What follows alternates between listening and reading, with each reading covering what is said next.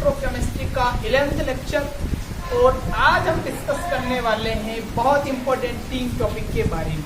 ठीक है, तो ये टॉपिक सेल में होने वाली कुछ रिएक्शंस से रिलेटेड, उसमें लगने वाले इलेक्ट्रोड से रिलेटेड, और सेल के अंदर जो रेजिस्टेंस पैदा होता है, जो प्रतिरोध उत्पन्न होता है, जो धारा को बहने से रोकता है, उसके बारे में। ठीक है, तो स्टार्ट करते हैं बच्चों आज का ये खूबसूरत सा लेक्चर। ठीक है, एक अच्छे से बक्से वाले डायग्राम के साथ। बक्से वाले डायग्राम हमें बहुत सारे याद हो गए है ना। हमें पता है आप एक बक्सा लोगे, उसमें दो अच्छे से रोड डाल दोगे और उसमें पानी मिलाओगे। नहीं, पानी नहीं मिलाओगे, आप इलेक्ट्रोलाइट्स मिलाओगे, यानी विद्युत पद्धति। ठीक है बच्चों, तो ऐसा बक्सा वाला डायग्राम हमने बना दिया है। 3 टॉपिक के बारे में हम डिस्कस करने वाले हैं। पहला है प्रतिरोध या विशिष्ट प्रतिरोध, रेजिस्टेंस या स्पेसिफिक रेजिस्टेंस। ठीक है, और दूसरा है चालकता या विशिष्ट चालकता, कंडक्टिविटी या स्पेसिफिक कंडक्टिविटी, और लास्ट वाला हमारा टॉपिक रहेगा सेल स्थिरांक, सेल कांस्टेंट, और इसके हम 1-2 न्यूमेरिकल करेंगे। ठीक है, तो देखिए आप यहाँ समझिए पहले, है ना। आज हम तीनों जो टॉपिक है इसी के अंदर डिस्कस करने वाले हैं। ठीक है, तीनों टॉपिक का पूरा चैप्टर इसी के बारे में है सर। आप लेक्चर की बात कर रहे हो, हमने तो अभी तक जितने भी लेक्चर पढ़े इसी बक्से में पढ़े, बक्से से बाहर ही नहीं आ रहे हैं। तो वापस बक्से में आ जाओ, बक्सा ही लेना है। चलिए, तो देखिए क्लास 10th से मैं इस कहानी को शुरू करता हूँ। आज से लगभग 2 साल पहले की बात है, जब आपने खूबसूरत नंबर के साथ में कक्षा 10वीं में अच्छे से प्राप्त करके नाम रोशन किया था अपने नहीं रखा था, लेकिन हमने वहाँ पर एक नाम रोशन करने वाले ओम साहब का नाम किया। ओम साहब पहले फिल्मों में काम करते थे, अब पूरी की बात नहीं कर रहे, हम ओम की बात करते हैं। ठीक है, तो ओम साहब ने ये कहा था कि यदि आप लंबा तार लोगे, है ना। पहले हमने एक छोटी सी एक शब्द समझ लेते हैं, प्रतिरोध, रेजिस्टेंस क्या होता है। ठीक है, प्रतिरोध क्या है ना, प्रतिरोध है ना। इसके बारे में डिटेल में स्टडी करेंगे, लेकिन थोड़ा सा ओम ने जो बोला था उसी के अकॉर्डिंग इसको समझने की कोशिश करते हैं। देखिए, प्रतिरोध, रेजिस्टेंस का मतलब होता है रोकने वाला, है ना। इसको सरल शब्दों में ये बोला जा सकता है, रोकने वाला। अब क्योंकि यहाँ पर विद्युत की बात हो रही है, मतलब करंट की बात हो रही है, मतलब धारा की बात हो रही है, करंट की बात हो रही है, तो करंट को रोकने वाला प्रतिरोध करना है। तो ओम जो थे, ओम का नियम पढ़ा था हमने क्लास 10 में। उन्होंने ये कहा था कि जितना लंबा वायर होगा, जितना लंबा वायर होगा उतना प्रतिरोध ज्यादा होगा, मतलब उतनी धारा रुकेगी। मतलब धारा अगर यहाँ से आपने, है ना, 5 एम्पियर धारा यहाँ से भेजी, है ना, 5 एम्पियर धारा यहाँ भेजी, तो हो सकता है यहाँ पर 4.2 एम्पियर धारा ही पहुंची, और बाकी क्या होगा, ये तार खा जाएगा। ठीक है, मतलब इसमें प्रतिरोध उत्पन्न हुआ है, इसने धारा को रोकने की कोशिश की। तो रोकने की कोशिश की कि ये तार बहुत ज्यादा लंबा है, तो जितना लंबा तार होगा प्रतिरोध उतना बढ़े। इस बात को हम क्या करते हैं, एक फॉर्मूले के रूप में भी लिख सकते हैं। देखिए, यहाँ बोला कि अगर तार की लंबाई बढ़ा दी जाए तो प्रतिरोध क्या हो जाएगा, प्रतिरोध क्या होगा, बढ़ेगा। लंबाई बढ़ने पर प्रतिरोध बढ़ता है, तो L समानुपाती क्या हो जाएगा, R हो जाएगा। मतलब जितनी लंबाई होगी उतना प्रतिरोध बढ़ेगा। ये पहली बात। दूसरी बात, चलो ठीक है, तार लंबा ले लिया, है ना, धारा तो बहुत दूर ले ही जानी है एक स्थान से दूसरे स्थान पर मैंने क्या किया, अब ये जो तार है वो थोड़ा मोटा बना दिया। मतलब इसका जो एरिया था, इसका जो क्षेत्रफल था, है ना, एक तो ये वाला हिस्सा देख रहे हो, मार्कर का बहुत ही पतला हिस्सा है, तो इसका एरिया क्या है, कम है। लेकिन एक पीछे वाला हिस्सा देख रहे हो, इसका एरिया ज्यादा है। इसको बोलते हैं अनुप्रस्थ काट का क्षेत्रफल या सतह का क्षेत्रफल। तो ये अगर ये क्षेत्रफल जितना बड़ा होगा, तो ए जितना, मतलब एरिया जितना ज्यादा होगा, प्रतिरोध उतना कम होगा, प्रतिरोध उतना ही कम होगा। तो ये एक दूसरे की व्युत्क्रमानुपाती होती है, ये व्युत्क्रमानुपाती 1/r। ठीक है, मतलब जितना एरिया बढ़ाएंगे उतना प्रतिरोध कम होगा। क्लियर कहानी, यहाँ तक क्लियर हुई, समझ में आई।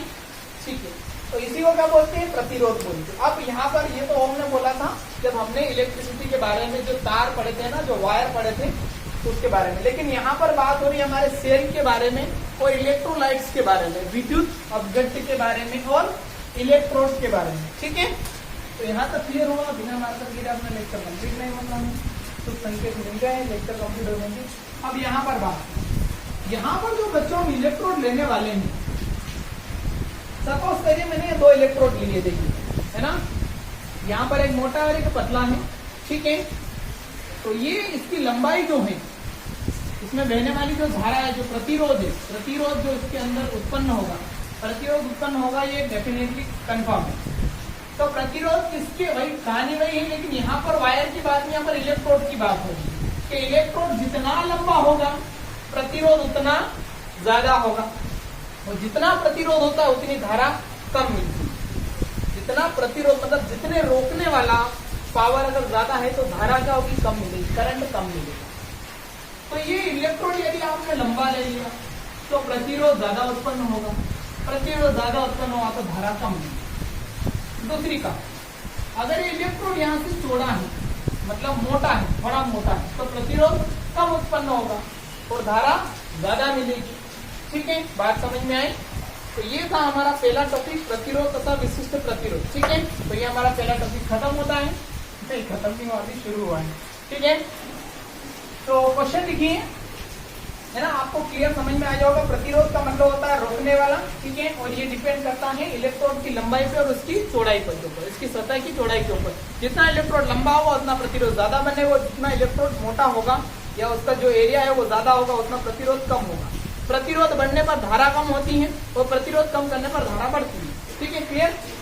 चलिए आप 2 साल पीछे से वापिस 2 साल आगे 12th में आ जाइए और एक क्वेश्चन लिखिए, 12th में आके क्वेश्चन लिखिए, प्रतिरोध या विशिष्ट प्रतिरोध किसे कहते हैं? प्रतिरोध या विशिष्ट प्रतिरोध किसे कहते हैं?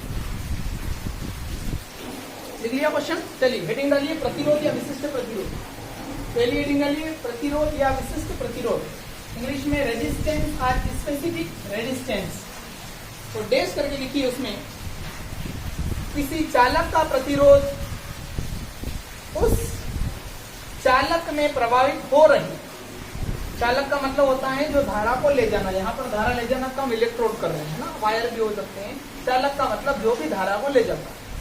तो किसी चालक का प्रतिरोध उस चालक में प्रवाहित हो रही विद्युत धारा के लिए, विद्युत धारा के लिए चालक द्वारा प्रस्तुत की गई रुकावट या बाधा, रुकावट या बाधा को कहते हैं पूर्ण विराम। इसका मान चालक की लंबाई ब्रैकेट में स्मॉल एल, चालक की लंबाई ब्रैकेट में स्मॉल एल के समानुपाती तथा अनुप्रस्थ काट के क्षेत्रफल ब्रैकेट में स्मॉल ए एरिया के व्युत्क्रमानुपाती होती हैं।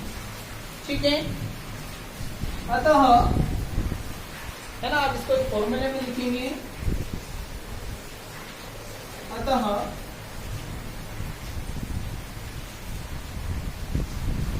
प्रतिरोध R,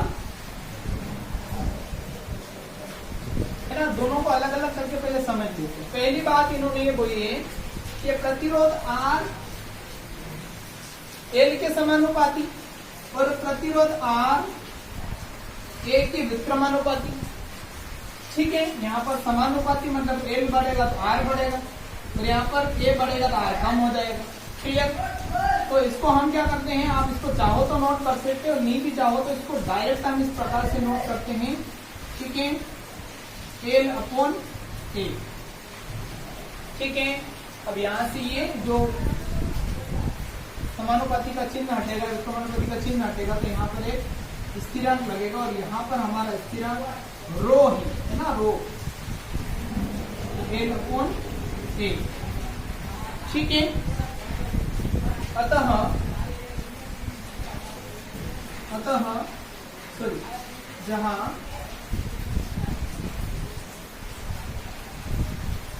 इसको बोला जाता है रोह, एक समानुपाती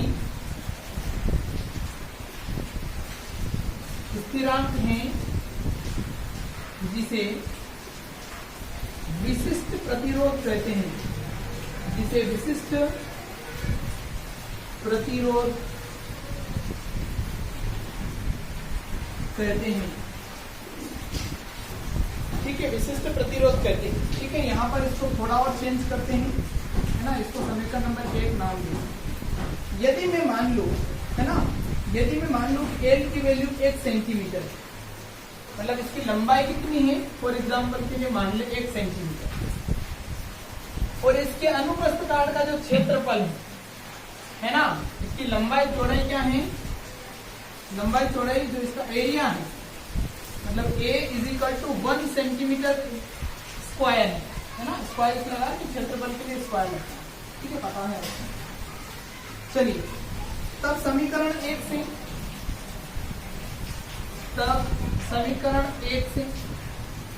समीकरण 1 में हम दोनों की वैल्यू रख देंगे। तो दोनों की वैल्यू रखेंगे तो क्या होगा, R = रो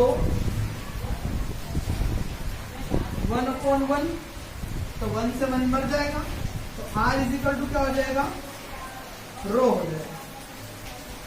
R = क्या हो जाएगा, रो हो जाएगा। ठीक है, अब यहाँ पर हम एक फॉर्मूला और भी बना सकते हैं। देखिए, यहाँ को हम इसको इस प्रकार से भी लिख सकते हैं, और आपको ये लिख भी देना है कि रो = हम इसको इस प्रकार से लिख सकते हैं, RA/L, RA/L। कैसे हुआ है देखिए, इसको उधर भेजेंगे तो RA होगा, फिर L बचेगा, L को नीचे भेज देंगे, तो ये भी हमारी एक समीकरण बन सकती है। ठीक है, तो इसको एक काम करो, समीकरण नंबर 1 इसको या करके समीकरण नंबर 1 नाम इसको दे दीजिए। अब इसके अंदर हम जब इसकी वैल्यू रखेंगे तो थोड़ा चेंज कर लेते हैं। तो रो = R × 1/1, तो रो = कितना हो जाएगा, R हो जाएगा। बात वही है, R = रो या रो = R। ठीक है, यहाँ तक नोट करें, दिख रहा है, क्लियर दिख रहा है। अब इसकी यूनिट लिखते हैं, है ना, इकाई, कि रो की वैल्यू को कैसे हम डिटरमाइन करेंगे, इसकी इकाई कैसे लिखेंगे डिटरमाइन करने के बाद। तो इसकी इकाई होती है,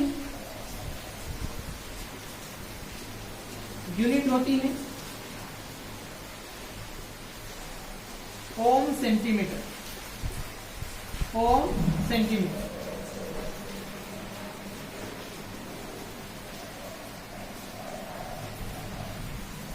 ओम सेंटीमीटर कहां से है, देखिए, समझ लीजिए इसको भी। R/A और L, R को हम क्या बोलते हैं, R क्या है, प्रतिरोध, प्रतिरोध का ऐसा मात्रक क्या है, ओम है। ठीक है, क्या समझती है, प्रतिरोध का ऐसा मात्रक कितना है, ओम है। एरिया है, एरिया मतलब लंबाई गुणित चौड़ाई, और यहाँ पर सेंटीमीटर की बात कर रहे हैं तो सेंटीमीटर क्यूब होगा, सॉरी स्क्वायर होगा। लंबाई को भी हम पहले मापते हैं, सेंटीमीटर में किसी छोटी बात हो रही तो वैसे मीटर में मापते हैं, लेकिन यहाँ पर बहुत छोटे छोटे वैल्यूज की बात हो रही तो हम इसको भी क्या करते हैं, सेंटीमीटर देते हैं।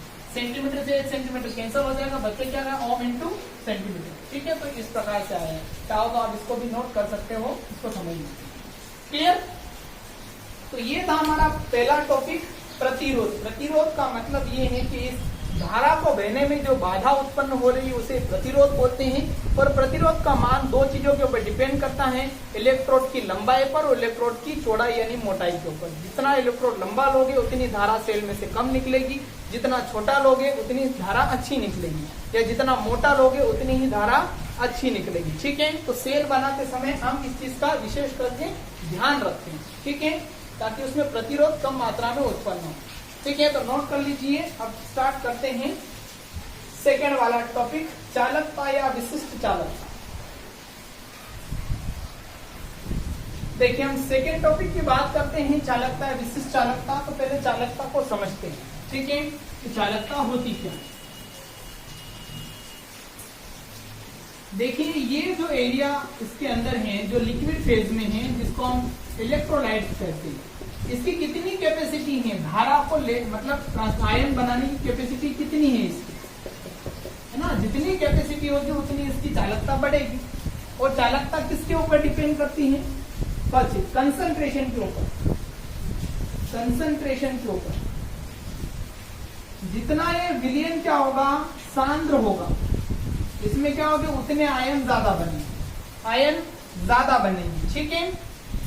जितना सांद्र होगा उतने आयन ज्यादा बनेंगे, जितने आयन बनेंगे उतनी धारा वो ज्यादा ट्रांसफर करेंगे, है ना। जितने आयन, क्योंकि यहाँ पर धारा ले जाने का काम कौन करते हैं, एनायन और केटायन। तो जितने पॉजिटिव और नेगेटिव आयन बनेंगे उतनी धारा बहने लगेगी, तो सांद्रता जितनी होगी उतनी ये धारा ज्यादा बनेगी। दूसरी चीज, इसके अंदर भी तो प्रतिरोध उत्पन्न होना है, इसके अंदर भी प्रतिरोध उत्पन्न हो रहा है ना, प्रतिरोध उत्पन्न हो रहा है इसके अंदर। तो प्रतिरोध उत्पन्न हो रहा है, तो वो प्रतिरोध कितना उत्पन्न हो रहा है ना, यहाँ पे समझना थोड़ा। प्रतिरोध, मान लो इस छोटे से क्यूब की बात करें, पूरे क्षेत्र की बात ना करके एक छोटा सा क्यूब लेते हैं हम, है ना, एक घन सेंटीमीटर का, एक घन सेंटीमीटर का सेंटीमीटर क्यूब, है ना, एक छोटा सा क्यूब यहाँ पर 1 by 1 का एक क्यूब है, और इसके अंदर जितने भी आयन बनते, तो वो आयन 1 सेंटीमीटर क्यूब में जो आयन है वो कितनी धारा को ले जा रहे हैं, है ना। मतलब हमें 1 सेंटीमीटर का पता चल गया था, हम पूरे वॉल्यूम को निकाल सकते हैं। बस 1 सेंटीमीटर का जितना ml वो है, जितना सेंटीमीटर वो उसका आयतन है, उसके साथ में मल्टीप्लाई कर लेंगे।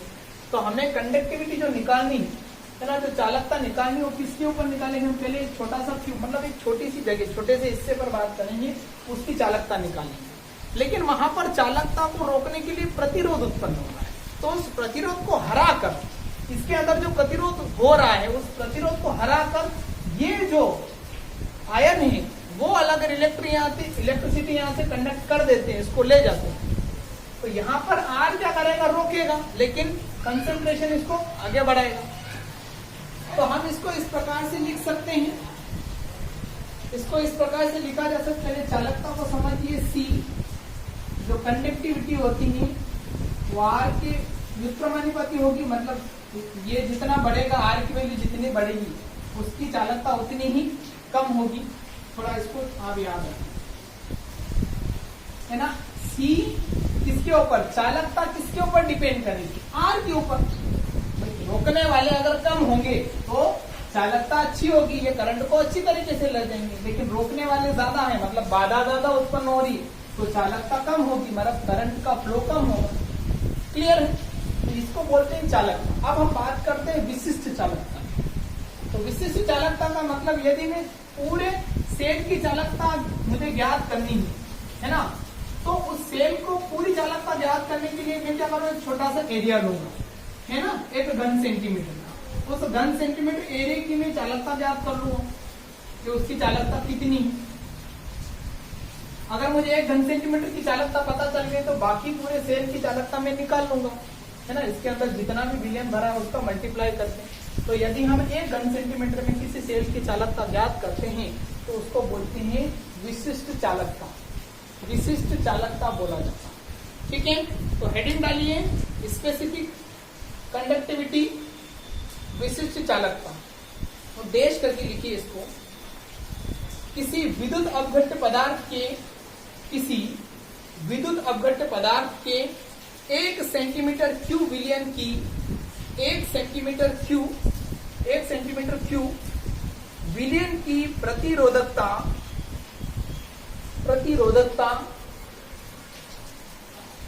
का व्युत्क्रम मतलब उसका उल्टा, उसकी विशिष्ट चालकता कहलाती है।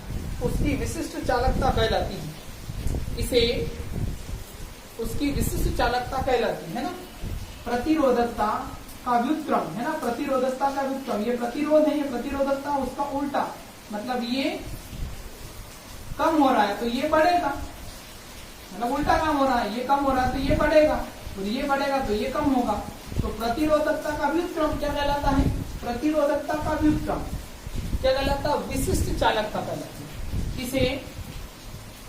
इसे कप्पा द्वारा, है ना, कप्पा, CACCA कप्पा, और इसका ऐसा सिंबल यूज करते हैं इस प्रकार का, है ना, कप्पा लिखना है, ठीक है। इसे कप्पा द्वारा प्रदर्शित किया जाता है, कप्पा मत लिखना, ठीक है, कप्पा लिखना है, इसे कप्पा द्वारा प्रदर्शित किया जाता है, ठीक है, क्लियर। आगे लिखिए, अब देखिए समझिए, हमने अभी देखा कि rho is equal to are होता है, तो मैं आर लू या रो लू बराबर है, ठीक है। पहले रो लेके भी देख लेते हैं, कोई दिक्कत नहीं। तो विशिष्ट चालकता, अतः यहां करके लिखेंगे अर्थात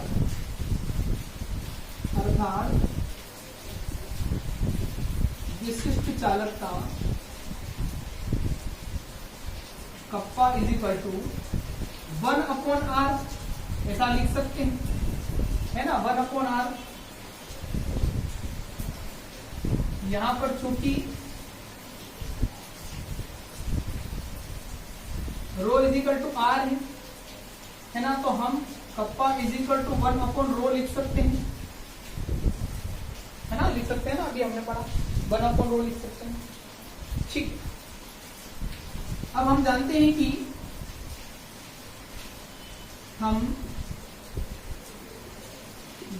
कि अच्छा, इसको क्वेश्चन नहीं लिखा है शायद, है ना, चलो क्वेश्चन नोट कर लीजिए, क्वेश्चन नोट कर लीजिए ना, आंसर तो आप लिख लीजिए, क्वेश्चन लिखाना भूल गए, क्वेश्चन लिख लीजिए। विशिष्ट चालकता किसे कहते हैं? विशिष्ट चालकता किसे कहते हैं? इस पर तनुता के प्रभाव को समझाइए, इस पर तनुता के प्रभाव को समझाइए, तनुता के प्रभाव को समझाइए, ठीक है। हम जानते हैं कि अभी हमने पढ़ा, है ना, अभी हमने जो विशिष्ट चालक सॉरी प्रतिरोध पढ़ा, उसमें हमने निकाला था रो इज इक्वल टू, हम जानते हैं कि rho is equal to R A upon क्या होता है, एल होता है ना, होता है। अतः हम रो के स्थान पर ये रख सकते हैं, तो कप्पा इज इक्वल टू 1 क्या हो जाएगा, आर ए अपॉन एल, ठीक है। और यहाँ पर kappa is equal to 1/r, ये उधर जाएगा तो L/A हो जाएगा, L/A हो जाएगा, ठीक है।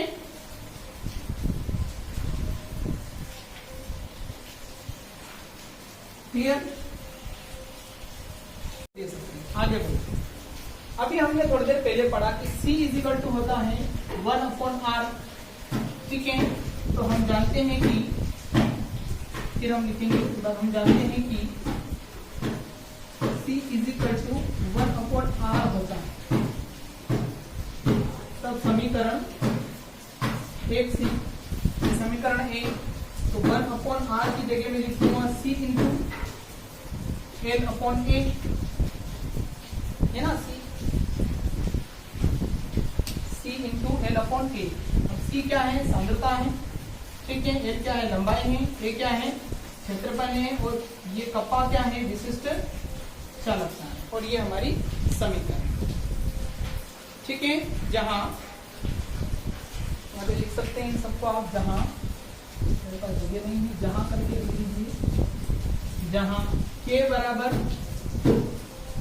विशिष्ट चालकता और क्या है, C बराबर, है ना, एक तो K है आपका, एक C है, एक L है, और एक K। तो ये C इज इक्वल टू क्या है, चालकता है किसकी, पूरे सेल की चालकता। विशिष्ट चालकता है, समझिए, विशिष्ट चालकता का मतलब हम केवल 1 घन सेंटीमीटर की बात करें, और C किसकी, पूरे सेल की चालकता की बात हो रही है, ठीक है। L बराबर इलेक्ट्रोड की लंबाई और A बराबर इलेक्ट्रोड का क्षेत्रफल, है ना, बोल भी रहा हूं मैं, L बराबर इलेक्ट्रोड की लंबाई, A बराबर इलेक्ट्रोड का क्षेत्रफल, ठीक है। नहीं दिखता हो तो मैंने बोल भी दिया है, क्लियर है। चलिए अब इसकी यूनिट लिखते हैं, है ना, इसकी इकाई क्या है, तो इकाई देखिए क्या बन रही है, इकाई क्या बन रही है आपके हिसाब से, यहाँ पर इसकी इकाई ये है चालकता, ठीक है। तो ओम है ना, ओम मतलब आर के ऊपर डिपेंड करेगा, ओम लगेगा। यहाँ पर एल, एल क्या है आपका सेंटीमीटर, यहाँ पर सेंटीमीटर रखेंगे और एरिया का सेंटीमीटर क्यों, एक से एक कट जाएगा, ये सेंटीमीटर ऊपर जाएगा, तो ओम इनवर्स है ना, ओम इनवर्स सेंटीमीटर इनवर्स। कैसे हुआ देख लीजिए, बात समझ लीजिए है ना। ये क्लीन कर दे, इसकी इकाई लिखते हैं, पहले इकाई निकाल लेते हैं। इकाई लिखनी बहुत जरूरी है, वरना आप इसकी वैल्यू काई नहीं लिखेंगे है ना। जैसे कि हम 10 के पीछे किलो लगा देंगे, मतलब हम किसी ठोस पदार्थ की बात कर रहे हैं। 1 के पीछे लीटर लगा देंगे, मतलब हम बात कर रहे हैं किसी लिक्विड की। तो जो भी वैल्यू हम निकालेंगे उसके पीछे इकाई लिखनी बहुत जरूरी है ना। तो इकाई के से निकालते हैं, K = 1/r होता है इंटू L/A होता है, ठीक है। अब ये क्या हो जाएगा आपका ओम, 1/ओम इंटू ये हो जाएगा आपका सेंटीमीटर, और यहाँ पर हो जाएगा सेंटीमीटर का स्क्वायर, ठीक है। 1 सेंटीमीटर मर जाएगा, ये ओम ऊपर जाएगा, तो कप्पा = क्या हो जाएगा ओम इनवर्स, और ये 1 सेंटीमीटर बचेगा, ये भी ऊपर जाएगा, तो सेंटीमीटर इनवर्स है ना। तो ये इसकी इकाई विशिष्ट चालकता क्या है, ओम इनवर्स सेंटीमीटर। कई बार एग्जाम में 1 नंबर के क्वेश्चन में ये भी पूछी जाती है, विशिष्ट चालकता इकाई लिखिए, तो इकाई आपको सबकी याद रखनी है, ठीक है। तो ये था हमारा दूसरा टॉपिक, और इसमें क्वेश्चन में पूछा जाता है तनुता का प्रभाव। तनुता का प्रभाव का मतलब समझिए, कंसंट्रेशन एक तो सांद्र होता है, एक तनु होता है, या तो वो ज्यादा सांद्र होगा या फिर तनु होगा, डाइल्यूट होगा। तो अगर मैं इस इलेक्ट्रोलाइट, इस विद्युत अपघट्य की मतलब जो सांद्रता है वो कम कर दूं है ना, और तनुता बढ़ा दूं। तनुता बढ़ाना मतलब इसके अंदर अगर हम पानी मिला दें, तो पानी मिला देंगे तो यहाँ पर मान लो पहले ये कम था, मतलब ज्यादा सांद्र था है ना, ज्यादा सांद्र था। जैसे फॉर एग्जाम्पल के लिए हम यहाँ पर H2SO4 लेंगे, तो H2SO4 पहले क्या था 98% था है ना, फॉर एग्जाम्पल के लिए, चलो 38% मान लो, 38% था। लेकिन मैंने क्या किया, इसकी सांद्रता को कम कर दिया। सांद्रता कम होगी जब इसके अंदर हम और कुछ मिलाना शुरू कर देंगे, तो यहाँ पर सांद्रता 20% हो गई। 20% हो गई, तो अब H2SO4 की आयनों की संख्या कम हो गई। H2SO4 के आयनों की संख्या कम बनेगी, क्योंकि 20% H2SO4 है, बाकी 80% दूसरा लिक्विड है। तो सांद्रता कम होने पर आयन कम बनेंगे, आयन कम बनेंगे तो इलेक्ट्रिसिटी फ्लो कम होगी है ना, इलेक्ट्रिसिटी कम प्रभावित मतलब कम कंडक्ट कर पाएगा, ले जाएगा। तो सीधा सा मतलब है कि अगर हम तनुता बढ़ाएंगे तो विशिष्ट चालकता क्या होगी, कम होगी। विशिष्ट चालकता कम होगी, क्यों कम होगी कि इस क्यूब के अंदर है ना, क्यूब ही विशिष्ट चालकता है, तो इस क्यूब के अंदर आयन कम बनेंगे तो ये धारा का चालन कम करेगा, तो यानी विशिष्ट चालकता कम हो रही है। क्लियर है। तो अगली हेडिंग डालिए तनुता का प्रभाव, या फिर ऐसा भी लिख सकते हैं विशिष्ट चालकता पर तनुता का प्रभाव। विशिष्ट चालकता पर तनुता का प्रभाव, डेश करके लिखिए इसमें। तनुता बढ़ाने से विशिष्ट चालकता कम हो जाती है, क्योंकि आयन की संख्या में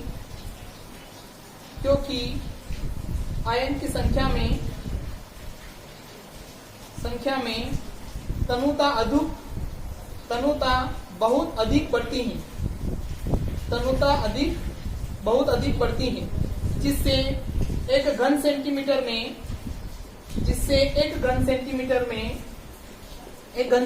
में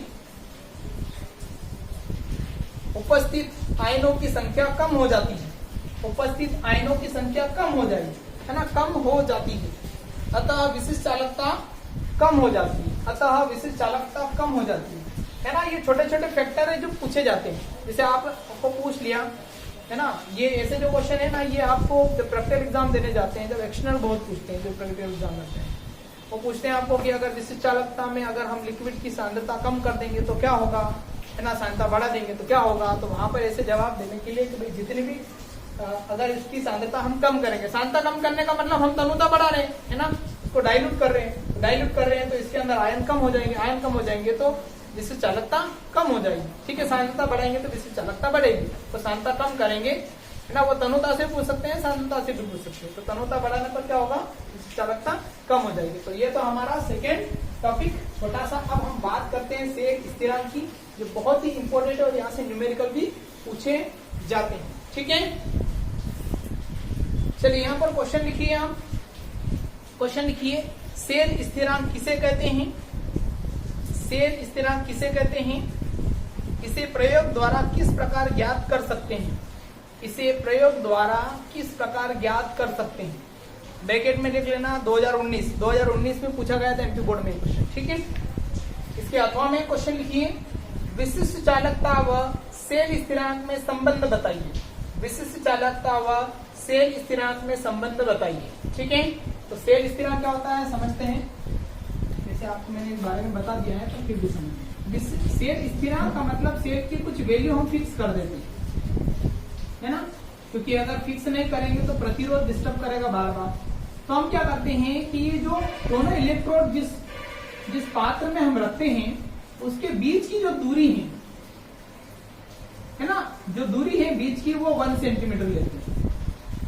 मतलब एल की वैल्यू कितनी ले लेते हैं?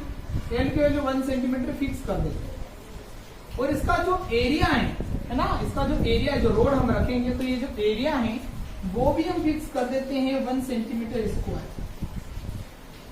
तो ये फिक्स करना मतलब निश्चित करना है, क्या कहलाता है? सेल स्थिरांक कहलाता है। सेल को स्थिर कर दिया है ना, स्थिर कुछ वैल्यू हमने स्थिर कर दिया। अब सारा खेल किसके ऊपर डिपेंड है?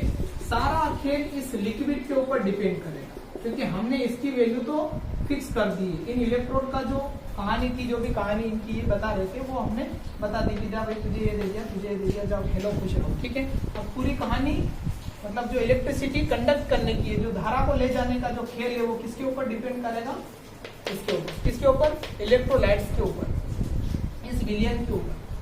ठीक है, तो ये फिक्स करना ही क्या कहलाता है? सेल स्थिरांक कहलाता है। चलो इसको एक परिभाषा के रूप में लिखते हैं। हेडिंग डालिए, सेल स्थिरांक, सेल कांस्टेंट। सेल कांस्टेंट कोशिश करें इंग्लिश में लिखने की, है ना, हर चीज को इंग्लिश में लिखने की। इसके पीछे में कहानी बताऊं, मुझे जब मैं बीएससी में था तब मैंने सेल स्थिरांक को पढ़ रखा था, लेकिन मैंने सेल कांस्टेंट नहीं पढ़ा था। इंग्लिश में इसको सेल कांस्टेंट बोलते हैं। तो जब एक्सटर्नल ने मेरे से प्रैक्टिकल में सवाल पूछा कि डिफाइन द सेल कांस्टेंट, है ना, सेल कांस्टेंट क्या होता है, तो मैं उसको जवाब ही नहीं दे पाया, जबकि मेरे को पता था कि इसकी बात होगी, क्योंकि उसने इंग्लिश में पूछ लिया था, है ना। तो कुछ वर्ड आप इंग्लिश में कोशिश करें, इसलिए मैं हर चीज को इंग्लिश में लिखने की कोशिश करता था कि आपको कॉलेज में दिक्कत ना आए। ठीक है, तो सेल कांस्टेंट या सेल स्थिरांक डेश करके लिखिए। किसी चालक सेल में दोनों इलेक्ट्रोड के बीच की दूरी L, किसी चालक सेल में दोनों इलेक्ट्रोड के बीच की दूरी L, दूरी ब्रैकेट में लिख लेना L, स्मॉल l, एवं इलेक्ट्रोड के सतह का क्षेत्रफल, एवं इलेक्ट्रोड के सतह का क्षेत्रफल ब्रैकेट में A, स्मॉल a, निश्चित रहते हैं। इसे सेल स्थिरांक कहते हैं। इसे सेल स्थिरांक कहते हैं। ठीक है, इसे हम G स्टार से प्रदर्शित करते हैं। G के ऊपर स्टार से प्रदर्शित करते हैं। ठीक है, स्टार से प्रदर्शित करते हैं। क्लियर? इसकी एक यूनिट लिख लीजिए। इसकी यूनिट होती है ohm inverse. Ohm inverse Hindi में लिखना चाहो तो हिंदी में भी लिख सकते हो, ओम पर घात माइनस। ठीक है, अब इसका मापन कैसे करेंगे, इसको कैसे मापेंगे? तो देखिए, इसको डायरेक्ट मापने की कोई भी इकाई नहीं है। डायरेक्ट हम इसको नहीं माप सकते इसकी वैल्यू को। तो इसके लिए हम क्या करते हैं? विशिष्ट चालकता का यूज करते हैं।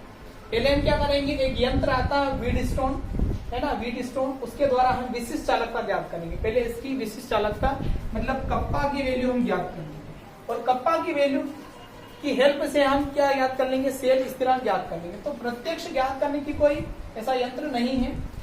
ठीक है, चलिए तो हम हेडिंग डालेंगे, सेल स्थिरांक का मापन। स्थिरांक का मापन व दो क्वेश्चन पूछे गए। तो सेल स्थिरांक का मापन और एक विशिष्ट चालकता तथा सेल स्थिरांक में क्या संबंध है, या तो दोनों के आंसर हम दे रहे हैं इसको। विशिष्ट चालकता व सेल स्थिरांक में संबंध, दोनों में क्या रिलेशन है ना। तो दोनों रिलेशनशिप ये हैं कि पहले हम विशिष्ट चालकता ज्ञात करें, उसी की हेल्प से हम क्या करते हैं, सेल स्थिरांक ज्ञात करते हैं। ठीक है, तो किस प्रकार ज्ञात करते हैं, तो इसका एक फॉर्मूला होता है कि विशिष्ट चालकता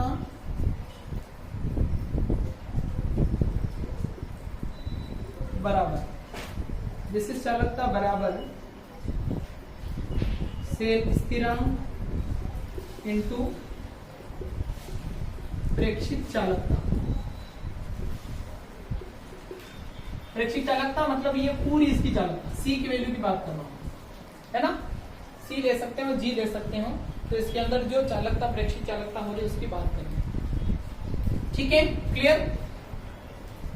एक तो सेल स्थिरांक हमें ज्ञात करना है, तो क्या करेंगे हम, तो विशिष्ट चालकता सबसे पहले ज्ञात करेंगे। विशिष्ट चालकता ज्ञात है तो हम सेल स्थिरांक किस प्रकार करेंगे, प्रेक्षित चालकता इस पूरे विलयन की चालकता हम ज्ञात कर लेंगे, और विशिष्ट चालकता मतलब एक घन सेंटीमीटर की चालकता ज्ञात करेंगे। क्लियर है, तो इसकी हेल्प से कैसे ज्ञात करेंगे, देखिए इसको इसके नीचे रखेंगे या फिर इनको मान लेते हैं। क्या, ये तो है हमारा जी स्टार इज इक्वल टू, ये हमारा क्या है, सेल स्थिरांक को हम ऐसे रिप्रेजेंट करते हैं, सॉरी विशिष्ट चालकता हम कप्पा से रिप्रेजेंट करते हैं, सेल स्थिरांक को हम जी स्टार से रिप्रेजेंट करते हैं, और प्रेक्षित चालकता को सी से रिप्रेजेंट करते हैं। ठीक है, इस पूरे की चालकता तो जी ज्ञात करना है तो सी इसके बटे में भेजेंगे, है ना। तो ये हमारा फॉर्मूला हो जाएगा क्या, विशिष्ट सेल स्थिरांक बराबर विशिष्ट चालकता बटे प्रेक्षित चालकता।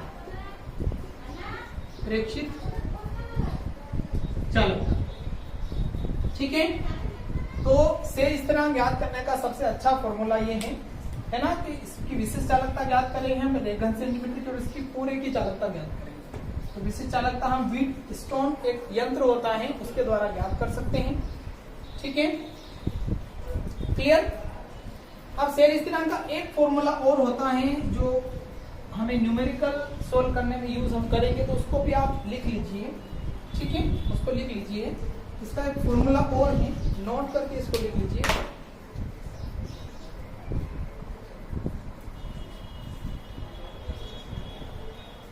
सेल स्थिरांक बराबर विशिष्ट चालकता इंटू प्रतिरोधकता। तो सेल स्थिरांक को हम कैसे, जी स्टार से, विशिष्ट चालकता को कप्पा से, और प्रतिरोध को हम आर से रिप्रेजेंट करते हैं। तो ये फॉर्मूला भी आप नोट कर लीजिए, न्यूमेरिकल सोल्व करने में आपका यूज हो जाएगा। ठीक है, यहाँ पे जी स्टार इज इक्वल टू लिखा हुआ है कप्पा इंटू आर। ठीक है, दिख रहा है, क्लियर। तो ये था हमारा तीसरा टॉपिक। ठीक है, अब एक छोटा सा न्यूमेरिकल सोल्व कर लेते हैं। तो ये हमारा सेल स्थिरांक का एक क्वेश्चन है ना, एनसीईआरटी बुक से क्वेश्चन है। 298 केल्विन तापक्रम पर 0.1 नॉर्मल विलियन, है ना। अभी हम इसकी नॉर्मलता और मोलरता की बात करेंगे अगले लेक्चर में कि इसका भी कैसे उस पर इफेक्ट तो होता है। 0.1 नॉर्मल विलियन की विशिष्ट चालकता 0.0112 ओम इनवर्स सेंटीमीटर इनवर्स पाई गई है ना। इस ताप पर विलियन का प्रतिरोध 55 ओम हो तो सेल स्थिरांक की गणना कीजिए, है ना। ये हमारा क्वेश्चन है। वीडियो को पॉज करके आप क्वेश्चन नोट कर लीजिए। चलो नोट कर लिया, सोल्व करते हैं इस क्वेश्चन को। दिया है ना, एक तो विशिष्ट चालकता दे रखी है, मतलब कप्पा की वैल्यू दे रखी है। तो विशिष्ट चालकता यहाँ पर लिखेंगे हम, दिया है विशिष्ट चालकता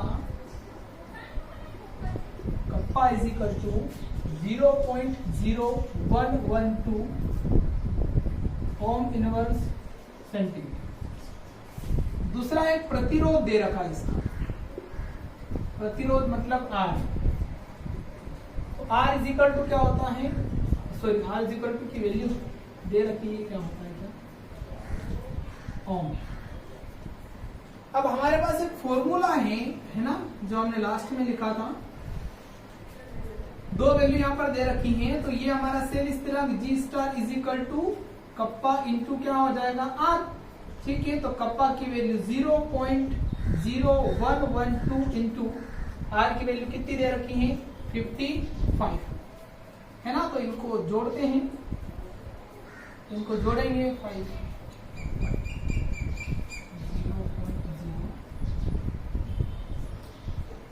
0.0616 और सेल स्थिरांक की यूनिट होती है सेंटीमीटर इनवर्स। तो हमारा सेल स्थिरांक ये हो। क्लियर। तो ये एक छोटा सा क्वेश्चन था जो पूछा भी गया है और बुक्स में दे भी रखा है। ठीक है बच्चों, तो इसी क्वेश्चन के साथ में लेक्चर खत्म होता है।